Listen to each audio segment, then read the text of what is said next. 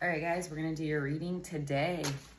This is a timeless reading, so whenever you stumble upon this video, it's meant for you. Okay, so I'm going to do a 10-card spread here.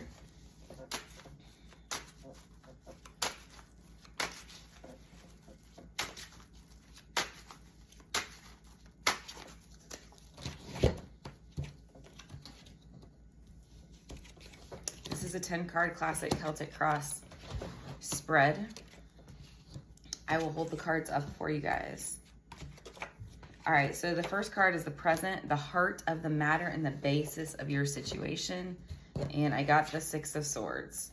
So it looks like you're walking away. Now listen, roles can be reversed at any time throughout all of these positions. So if it's not you, it's them. At any rate, I do see you walking away temporarily. Now you may think it's permanent. You may think that or tell yourself that, but this is a temporary refuge, the Six of Swords. So I see you walking away to get peace and healing. Yes, distance, space, transition to a higher level of consciousness, peace, space, healing, resolution. That's what I'm getting. Okay, position 2 is the challenge, the opposing and or reinforcing factor, and I got the 10 of Cups. So your happiness. So on top of the Six of Swords, the 10 of Cups is crossing it. So your peace has been challenged, your happiness, the harmony has been challenged within yourself and the relationship. So I just see this scenario here with these two cards of trying to restore the peace, trying to, again, get away from the conflict temporarily and restore the harmony within yourself and, whether you want to admit this or not, the relationship. Okay. Position 3 is the subconscious, what's beneath the surface and your underlying feelings. And I got the Knight of Swords. This is you wanting to fix stuff. So again, fixing it with yourself first and foremost. And some of you may or may not be aware, but with that person as well. I mean, some of you may be so angry you don't even want to admit this. So it may not be, you may not all be conscious of it, but I do see you nonetheless working on yourself with the Knight of Swords here. I do feel a 70% draw or pull towards you also wanting resolution with that relationship, okay? All right. Position 4 is the recent past and or a quality that needs to be let go of, and I see you self-respecting. I see you having healthy boundaries, taking care of yourself with the Star card. Card 17, which reduces to 8, which is all about self-awareness.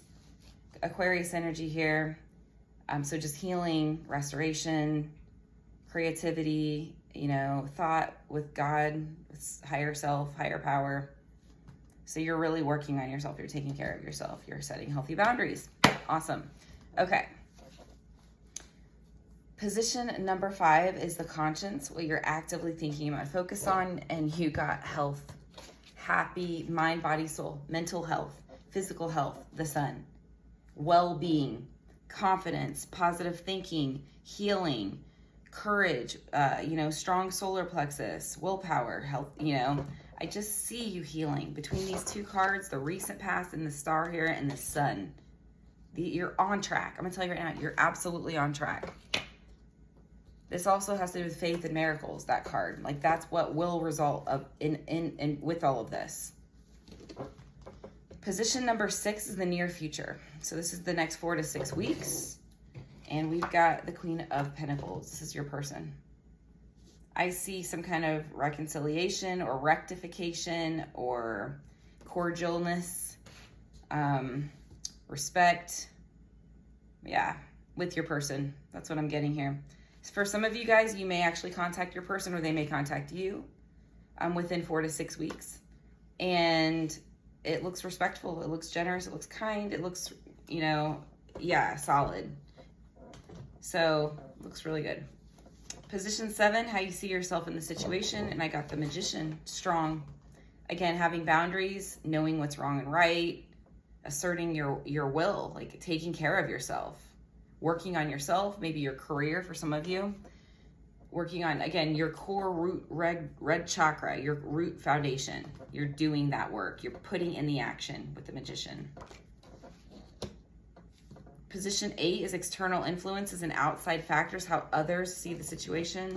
I get there's karmic going on, karmic justice going on. There's been karma For some of you, you may call this a karmic. I would advise you to stay away from labels. Either way, there has been karma. And yes, in even twin flame relationships, there's karma. That doesn't make a person a karmic. Just, it's best to stay away from labels. I just see atonement going on.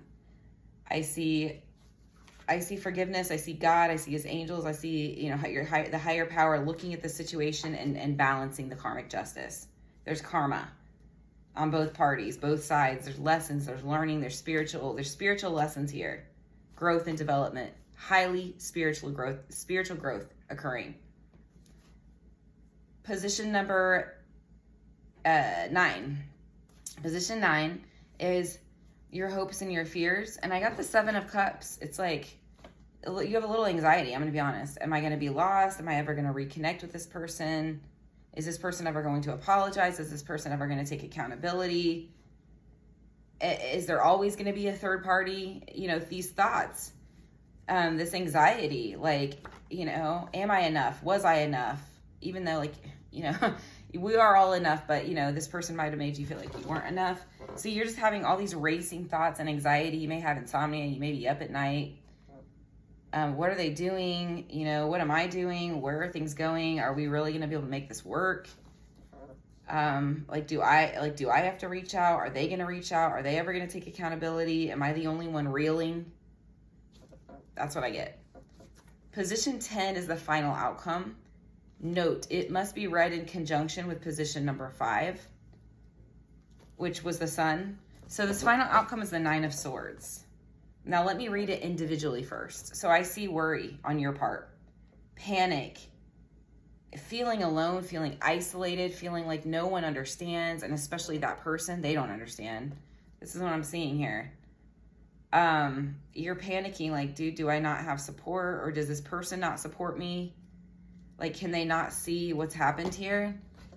I just see you like fretting, anxiety. You definitely might have insomnia.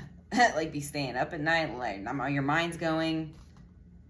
A lot of anxiety, a lot of panic here. Now, when you read it in conjunction with position number 5,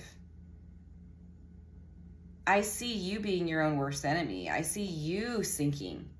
I hate to say this. And again, roles can be reversed, you guys. This might be your person. But I just see a self-sabotage happening here. I'm going to pull a clarifier. The Chariot. Yeah, you need to have confidence. You need to use your will and realize there's 2 sides. There's faith and there's fear. There's positivity and there's negativity. And especially with the Sun here, they have to be read together. You need to overcome this 9 of Swords with the Chariot. So there's black and white, yin yang in this card. Black, white. You need to overcome and you'll have victory. You need to overcome this shadow. This is almost like the Moon card. Like, I mean, in the sense that this is a shadow aspect of yourself. And there's the light, there's the conscious, there's the positive, there's the faith, there's the healing, there's the integrated, you know, self. So overcome this shadow, or you are your own worst enemy. You'll sink and drown in this. You've got to have faith and use that Chariot, that determination, that strength, that will, and that determination to overcome, and you will succeed. That is what I'm getting here. You will have a favorable, positive outcome with yourself and this entire situation and this person.